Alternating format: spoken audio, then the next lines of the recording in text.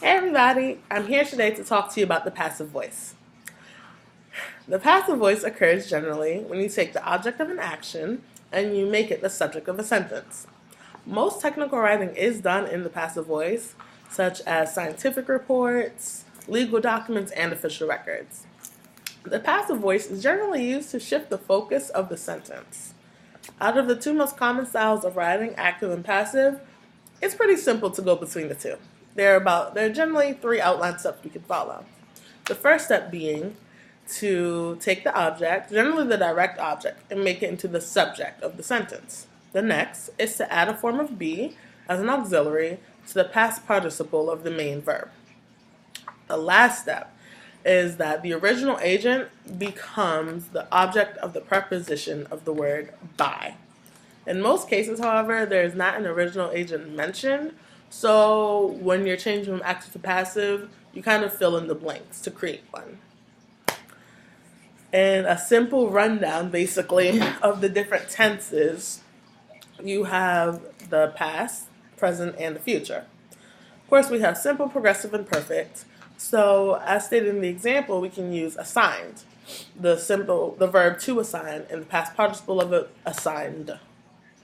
So in the present simple passive voice, you can say am is and are assigned. When you move to the past of the simple, was assigned, were assigned. Future, will be assigned. It allows for then the progressive to set up and be am assigned, is assigned, are being assigned for the present. The past was assigned or were being assigned, and will be or being assigned for the future.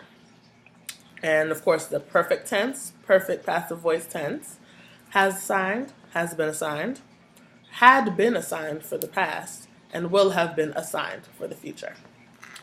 Moving on, we can kind of figure out we can practice going from active voice to passive voice and everything in between with the quick practice that we have below.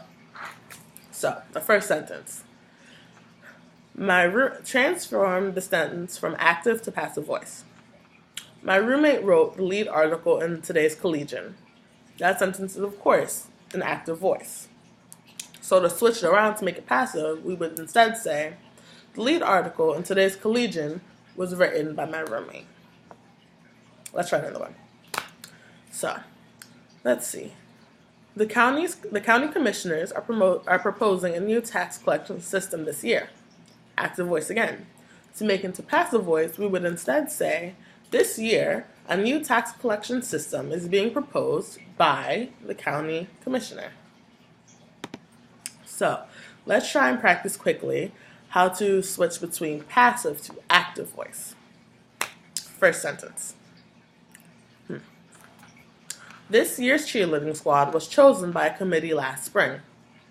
It's obviously a passive. You can hear it. It sounds a little different.